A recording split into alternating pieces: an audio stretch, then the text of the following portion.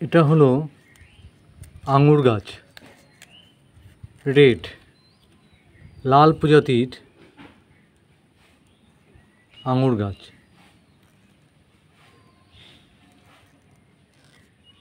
গ্রাফটিংয়ের গাছ বন্ধুরা, এই যে এখানে জোর দেওয়া, প্লাস্টিক দিয়ে বাঁধন ছিল, প্লাস্টিক ঢুকে গেছে। গাছটি আমি 2 মাস আগে এনেছি। আমি যে নার্সারি থেকে গাছ আনি, কুসুমকুড়ি নার্সারি, ভদ্রলোক তুলনামূলক সঠিক গাছ দেওয়ার চেষ্টা করেন, সেই জন্য আমি সাধারণত ওনার কাছ থেকে আনি। আঙুর গাছের ক্ষেত্রে আমাদের যে জিনিসটা লক্ষ্য করতে হবে, উনি বলে দিয়েছেন যে জোর যেখান থেকে গ্রাফটিং হয়েছে তার নিচ থেকে যদি কোনো ডাল বের হয়, সেই ডালগুলি আমরা কেটে দেব। কারণ এটা হচ্ছে অন্য যেটা টক আঙুর, তার ডালের সঙ্গে জোর দেওয়া। সেই জন্য গ্রাফটিংয়ের নিচে যে জোর হবে, জোরের নিচে নতুন ডালপালা বেরোলে, পাতা বেরোলে সেগুলি আমরা কেটে দেব। গাছটি আমি 350 টাকা দিয়ে এনেছি এবং কুমারবাবু বললেন যে গাছের আঙুর মিষ্টি হবে, যেরকম মিষ্টি বাজারের আঙুর হয় ঠিক একই রকমভাবে সেরকম মিষ্টি। আমার গাছটি দেখাচ্ছি, গাছটি ভালোই বৃদ্ধি হয়েছে, কিন্তু পাতাগুলি একটু ছোট হয়ে গেছে। খাদ্যের অভাব, পর্যাপ্ত খাদ্যের অভাব, সেই জন্য আজ একে প্রয়োজনীয় খাবার দিতে হবে। বর্ষাকালীন সময়ে গাছে পর্যাপ্ত খাবার দিয়ে দিতে হবে। দেখতে পাচ্ছেন অসংখ্য ব্রাঞ্চ বেরিয়েছে। আমি এটা ফলের যে ক্যারেট পাওয়া যায়, সেই ক্যারেটে লাগিয়েছি। অসংখ্য ব্রাঞ্চ বেরিয়েছে গাছটা থেকে। দূর থেকে দেখাচ্ছি বন্ধুরা। এই গাছের আমার মাচা তৈরি করতে হবে, এর বেড উপরে, যাতে এর ব্রাঞ্চগুলি সব সুন্দরভাবে প্রসারিত হতে পারে, সেই জন্য এর বেড তৈরি করে দেবো। সেই সঙ্গে সঙ্গে এর বর্ষাকালীন পরিচর্যা সম্পর্কে আজকে বলবো। যারা আমার এই ভিডিওটি দেখবেন তাদের সকলের কাছে অনুরোধ থাকবে, ভিডিওটি ভালো লাগলে আমার ভিডিওটি লাইক করবার জন্য অনুরোধ করব। সেই সঙ্গে সঙ্গে আমার চ্যানেলটি সাবস্ক্রাইব করবার জন্য অনুরোধ থাকবে। ইতিমধ্যেই যারা আমার চ্যানেলটি সাবস্ক্রাইব করেছেন সকলকে আমার আন্তরিক অভিনন্দন, কৃতজ্ঞতা এবং শুভেচ্ছা জ্ঞাপন করছি। আঙুর গাছের ক্ষেত্রে 2-3টে জিনিস আমাদের মাথায় রাখতে হবে। প্রথমত, আমি এই ক্যারেটে লাগিয়েছি এই যে মাটি, আঙুর গাছের শিকড় কিন্তু সাধারণত উপর দিকে প্রসারিত হয়, বেশি গভীরে এর শিকড়গুলি যায় না। সেই জন্য উপর দিকে খাবার দিতে হবে। এবং এই আঙুর গাছের ক্ষেত্রে যখন আমি মাটি তৈরি করেছিলাম, তখন 50% আমি বাগানের দোআঁশ মাটি বা মাঠের দোআঁশ মাটি, আমরা যে মাটি পাই বাড়িতে সাধারণত, সেই মাটি সঙ্গে 30% আমি নিয়েছিলাম গোবর সার, 1 বছরের পুরনো গোবর সার। এই গোবর সারটা কিন্তু খুবই গুরুত্বপূর্ণ আঙুর গাছের ক্ষেত্রে। একে নিয়মিতভাবে খাবারের সঙ্গে পর্যাপ্ত পরিমাণে ভার্মি কম্পোস্ট বা গোবর সার বা পাতা পচা সার যেটা, সেটা দিতে হবে। এটা হচ্ছে এই গাছের উত্তম খাবার। সেই সঙ্গে সঙ্গে যখন আমরা এর পরিচর্যা করব, গোড়ায় খাবার দেব, তখন গোড়াটা হালকা করে খুঁড়ে নিতে হবে। তারপর বিভিন্ন প্রয়োজনীয় খাবার দেব। আরেকটি বিষয় মাথায় রাখতে হবে যে এই গাছগুলিতে ছত্রাকের ভীষণ প্রাদুর্ভাব দেখা দেয়। সেই জন্য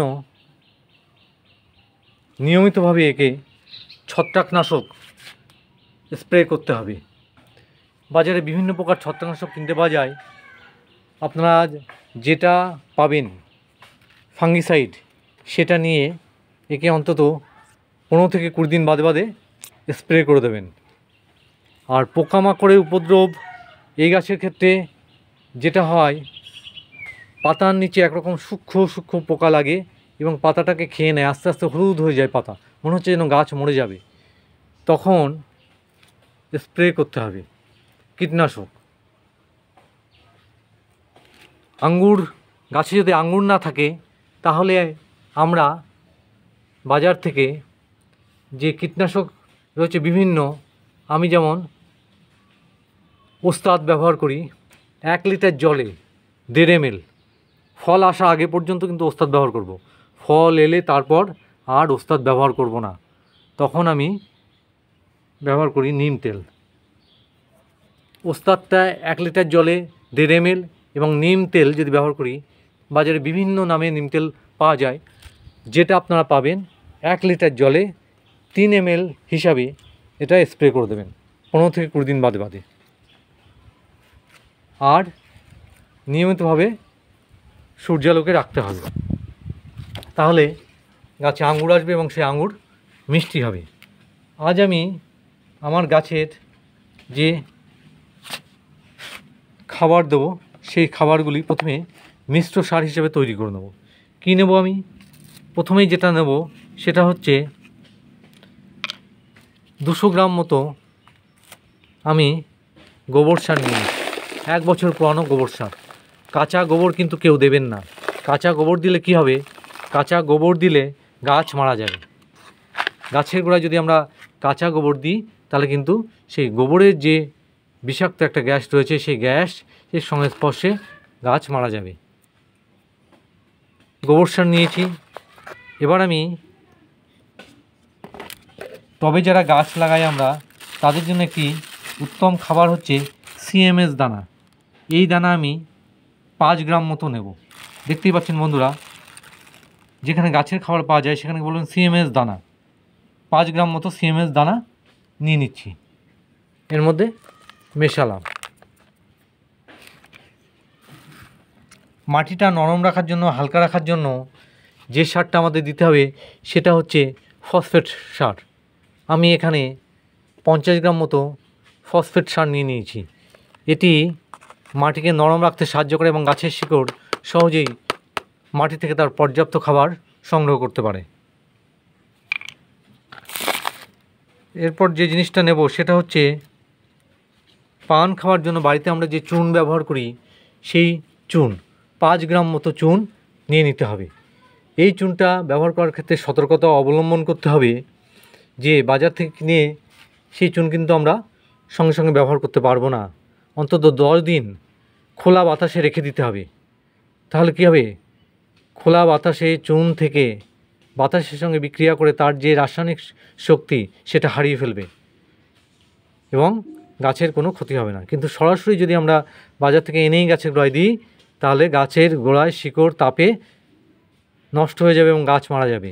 5 গ্রাম মতো আমি চুন নিয়ে নেব। সেটা বাড়িতে যে চুন আমরা পানের সঙ্গে খাই সেটা হতে পারে, অথবা পুকুরে যে চুন দেওয়া হয় সেই চুন, জল শোধন করবার জন্য, বা মাঠের জমিতে যে চুন দেওয়া হয় সেই চুন। আমি এবার 50 গ্রাম মতো যে জিনিসটা নেব সেটা হলো শিংকুচি। এটা গাছের ক্যালসিয়ামের চাহিদা পূরণ করে। 50 গ্রাম মতো, যেহেতু আমার টবটি বড় সেই জন্য 50 গ্রাম নেব। শিংকুচি হাড়গুঁড়ো নিয়েছি। এবার নেব শিংকুচি। শিংকুচি গাছের ফসফরাস এবং ফসফেটের চাহিদা মেটায়। যারা শিংকুচি দেবেন তারা যদি মনে করেন যে ফসফেট দেবো না, কোনো অসুবিধা নেই, আমি দুটোই দিচ্ছি। আমি এটা 1 চামচ নিয়েছি।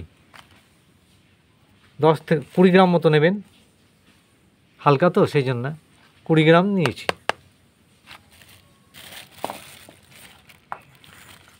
নিম খোল, গাছের বিশেষত পিঁপড়ে বা অন্যান্য পোকামাকড় এর নিম খোল দিলে দূরে থাকে গাছের টবের থেকে, সেই জন্য আমি 1 চামচ নিম খোল নিলাম।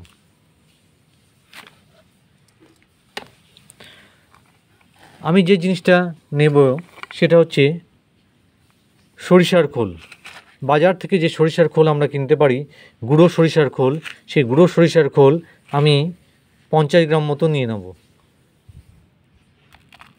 গুঁড়ো সরিষার খোল কী হয় যে এটা মাটির সঙ্গে মিশিয়ে দিলে দীর্ঘদিন ধরে গাছ এর থেকে খাবার নিতে পারে।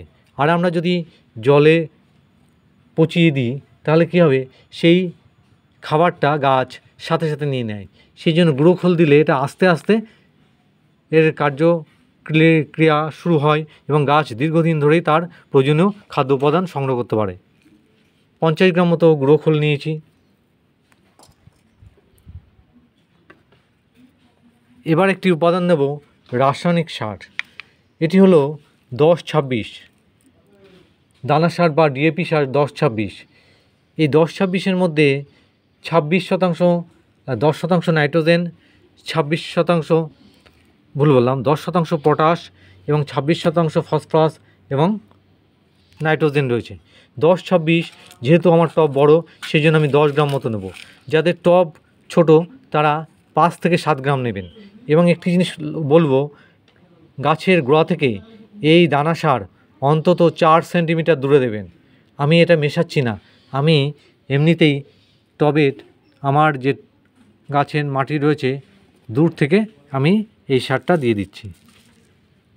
এটা গাছের গ্রোথ ভালো করবে সমস্ত রকম ভাবে এবং গাছে পর্যাপ্ত ফুল ফল আনতে সাহায্য করবে। সেই জন্য বারংবার এর যেমন উপকার গুণ রয়েছে সেরকম ক্ষতিকর গুণও রয়েছে, যে সহজেই কিন্তু গাছকে মেরে ফেলতে পারে গাছের গোড়ায় পড়লে। এই বিষয়ে আপনাদের সতর্ক থাকতে হবে। আর যেটা বলছিলাম, ফাঙ্গিসাইড 15 থেকে 20 দিন বাদে বাদে ফাঙ্গিসাইড স্প্রে করতে হবে। 1 লিটার জলে 3 গ্রাম থেকে 4 গ্রাম হিসাবে নিয়ে আমরা 15 থেকে 20 দিন বাদে বাদে স্প্রে করব। আমি আজই স্প্রে করব খাবার দেওয়ার পর। আপনাদের দেখে দিচ্ছি আমি যেটা ব্যবহার করি সেটা হচ্ছে সাফ ফাঙ্গিসাইড। এটা আমি বেশি পরিমাণে ব্যবহার করি, সহজলভ্য আমাদের এখানে। এবার এই উপাদানগুলি আমি কি করব, মিশ্রণ করব, ভালো করে মিশিয়ে নিয়ে তারপর এটাকে গাছের গোড়ায় দেব। আর যেহেতু গত 2 দিন ধরে আমাদের এখানে পর্যাপ্ত পরিমাণে বৃষ্টি হয়েছে সেই জন্য আমি আজ জল দেবো না। মাটি যদি ভিজে থাকে, গাছের গোড়া যদি মাটি ভিজে থাকলে আমাদের জল দেওয়ার দরকার নেই। যদি টবের মাটি শুকিয়ে যায় আমরা যখন খাবার দেবো তখন তাহলে আমাদের জল দিতে হবে। উপাদানটি সুন্দরভাবে মিশিয়ে আমি এবার গাছের চারিদিকে দিয়ে দেবো। যে চুনটা দিয়েছিলাম একটু জিনিস খেয়াল রাখবেন যেন দানা না থাকে, গুঁড়ো করে দেবেন। এবার এই সারটি আমি চারিদিকে গাছের চারিদিকে সুন্দরভাবে ছড়িয়ে দিচ্ছি।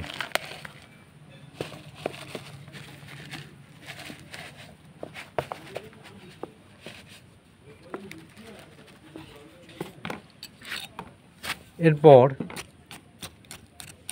একটু টবের মাটির সঙ্গে খাবারগুলি মিশিয়ে দেবো। সেই জন্য কী করতে হবে, মাটিটা একটু আবার আমার এই নিংড়ানি দিয়ে মাটিটাকে সারগুলি মিশিয়ে দিচ্ছি মাটির ভেতরে। এটা আপনারাও করবেন, হালকাভাবে মিশিয়ে দিতে হবে।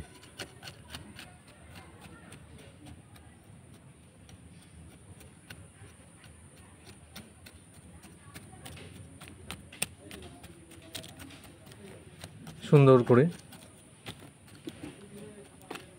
আশা করছি আগামী সিজনে আমার এই গাছে ফল ধরবে। ফল হলে আপনাদের নিশ্চয়ই ফিডব্যাক দেবো এবং আজ যে খাবার দিলাম, আজ হচ্ছে আগস্ট মাসের 4 তারিখ। এর ঠিক 45 থেকে 50 দিন বাদে আবার একে ভারী খাবার দিতে হবে। এর মধ্যে যেহেতু বৃষ্টি চলছে, বৃষ্টির জল পেলে গাছের চেহারা এমনিতেই ভালো হয়ে যায়, সেই জন্য আমি আর খাবার দেব না। যদি প্রয়োজন হয় কখনো সখনো, তাহলে আমি কী করব, যে সরিষার খোল ভিজিয়ে রেখে অন্তত 10 দিন ভিজিয়ে রেখে সেই জল এর গোড়ায় দেব। নচেত দরকার নেই, আবার 45 থেকে 50 দিন বাদে একে ভারী খাবার দিয়ে দেবো। বন্ধুরা, এই ছিল আজকে আমার সামগ্রিক ভিডিও, যে বর্ষাকালীন পরিচর্যা আঙ্গুর গাছের সেই সংক্রান্ত ভিডিও। সকলে ভালো থাকবেন, সুস্থ থাকবেন, আবার দেখা হবে নতুন কোনো ভিডিওতে। সকলের সুস্থতা কামনা করে শেষ করছি। ধন্যবাদ বন্ধুরা।